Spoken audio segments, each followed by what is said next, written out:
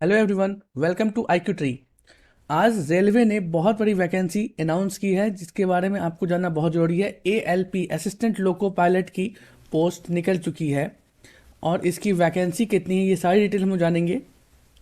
तो आपको ये जानना ज़रूरी है कि कितनी पोस्ट निकली है असिस्टेंट लोको पायलट की और क्या क्या उसमें रिक्वायरमेंट है, आपका एज कितना होना चाहिए, क्वालिफिकेशन क्या होनी चाहिए, वो सारी डिटेल्स हम लोग यहाँ नोटिफिकेशन में देखेंगे। चलिए नोटिफिकेशन को देखते हैं और क्लियर करते हैं कि क्या क्या यहाँ पे जरूरी है हमारे लिए। इस फॉर्म को फिल करने की ओपनिंग डेट 20 जनवरी 2024 से स्टार्ट हो चुकी है। इस फॉर्म की लास्ट डेट जो है वो है 19 फरवरी 2024 तक इस फॉर्म को आप अप्लाई कर सकते हैं, यानी पूरा एक मंथ है आपके पास इस फॉर्म को अप्लाई करने का। तो वैकेंसी बहुत ही ज़्यादा है, जो कि टोटल वैकेंसी जो निकली है वो 5,696 5,696 वैकेंसीज निकली है। वो जोन वाइज वाले ही डिवाइडेड है, बट अब टोटल देखोगे तो 5,696 वैकेंसीज निकली हैं। आप जिस भी जोन से हैं उस जोन के अकॉर्डिंग आप देखेंगे आपके लिए कितनी वैकेंसीज हैं। आप चाहे तो दूसरे जोन में भी अप्लाई कर सकते हैं जहाँ ज़्यादा वैकेंसी निकली है। वो सारी डिटेल मैं आपको इस वीडियो में दिखाऊंगा, तो वीडियो को थोड़ा सा भी स्किप ना करें, कंटिन्यू जुड़े रहें वीडियो के साथ और अंत तक देखें। असिस्टेंट लोको पायलट की पोस्ट है, ALP कहते हैं इसे हम। इसका जो पे लेवल वो लेवल 2 का है। इसका इनिशियल पेमेंट जो होगा वो 19,900 का होगा और ये मेडिकल स्टैंडर्ड से A1 चाहिए। आंखों की जो इसकी रोशनी है वो उन्हें A1 कैटेगरी के अकॉर्डिंग चाहिए, वो भी हम आपको आगे डिस्कस करेंगे। ध्यान दें, इस फॉर्म को फिल करने की जो लास्ट डेट है ना वो 20 फरवरी 2024 तक ही है, क्योंकि पेमेंट करने की। लेकिन ध्यान दें 19 फरवरी 2024 तक आप फॉर्म को फिल करें, क्योंकि इसका जो फॉर्म फिल करने का जो लिंक है वो 11:59 रात्रि 19 फरवरी 2024 को ये डिसेबल हो जाएगा। फिर आप इसको चाह के भी अप्लाई नहीं कर सकते हैं। ठीक है, इस फॉर्म को फिल करने के लिए आपका जो एज का क्राइटेरिया वो मिनिमम 18 ईयर्स है, मैक्सिमम 30 ईयर्स। ये जो एज क्राइटेरिया आपका दिया जा रहा है उस 1/7/2024, यानी कि 1 अगस्त 2024 तक अगर आपका उम्र न्यूनतम 18 वर्ष पूरा हो जाता है तो आप इस फॉर्म को अप्लाई कर सकते हैं। अगर नहीं पूरा होता है तो आप इस फॉर्म को अप्लाई करने के लिए नहीं एलिजिबल हैं। और अगर आपका मैक्सिमम एज 30 ईयर्स का 1/7/2024 के अंदर पूरा होता है तो आप इस फॉर्म को अप्लाई कर सकते हैं, नहीं तो आप भी अप्लाई नहीं कर सकते। अगर एक दिन भी ज़्यादा बढ़ जाएगा तो आप इस फॉर्म को अप्लाई नहीं कर सकते हैं। इस फॉर्म को फिल करने के बाद मैक्सिमम लोगों की ये थॉट होती है कि आखिर मार्किंग का क्या सिस्टम है, मार्क्स कैसे डिडक्ट होंगे। तो ध्यान रहे उसमें नेगेटिव मार्किंग है, वो 1/3 मार्क यहाँ साफ साफ उन्होंने मेंशन कर दिया है कि हर एक के रॉन्ग आंसर पे 1/3 मार्क्स आपका डिडक्ट हो जाएगा। यह ध्यान रखना है आपको।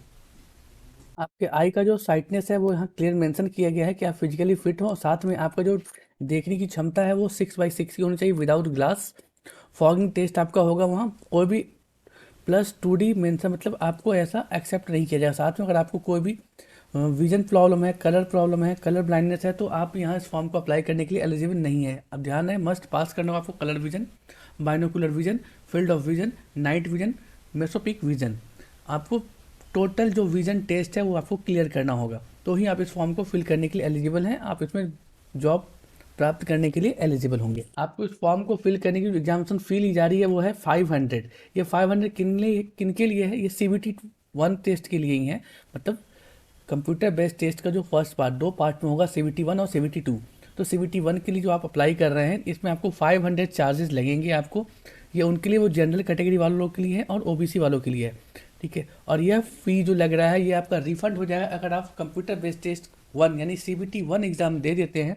उसके बाद आपको इस फॉर्म का जो फ़ी है वो आपको रिम्बर्स, मतलब आपको रिटर्न हो जाएगा।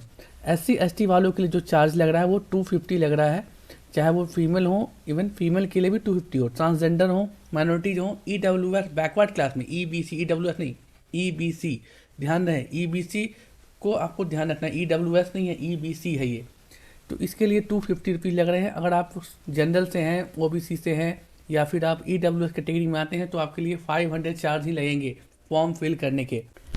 और यहाँ आप देख रहे हैं साफ साफ मेंशन किया गया है असिस्टेंट लोको पायलट, जो पोस्ट आप अप्लाई कर रहे हैं जिस पोस्ट के लिए, उसके लिए आपका जो मिनिमम एजुकेशन क्वालिफिकेशन होना चाहिए वो यहाँ साफ मेंशन कर दिया गया है। मैट्रिकुलेशन होना चाहिए या फिर SSLC+ होना चाहिए, ITI की होनी चाहिए किसी रिकॉग्नाइज इंस्टीट्यूशन से। ये सारे आप चीज़ किए हुए हैं तो आप इस फॉर्म के लिए एलिजिबल हैं। साथ में या फिर मैट्रिकुलेशन हो या SSLC+ कंप्लीटेड एक्ट अप्रेंटिसशिप हो ट्रेड मेंटेन एवं में, जो भी ट्रेड दिया गया, सॉरी जो ये डिपार्टमेंट, इसमें अगर आप कुछ किए हुए हैं तो भी अप्लाई कर सकते हैं।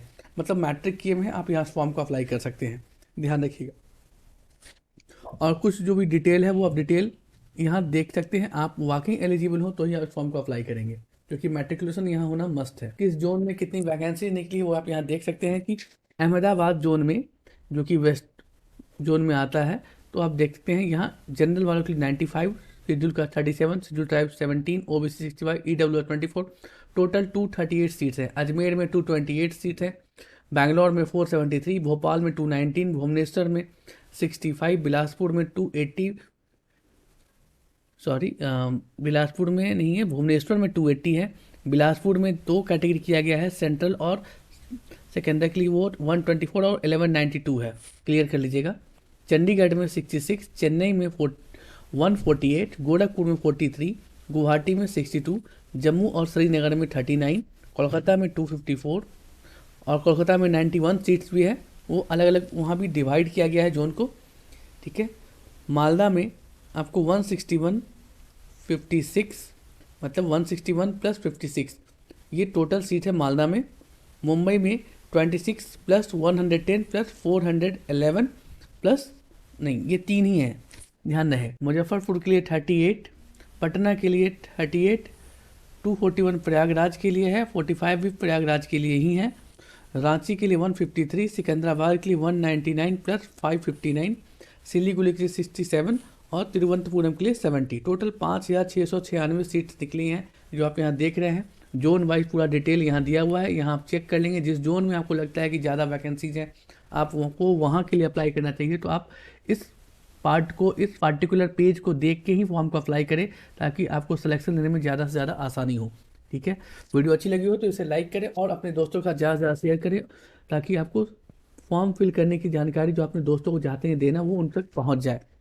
और मिलते हैं नेक्स्ट वीडियो में नई वैकेंसी के साथ, तब तक के लिए थैंक यू।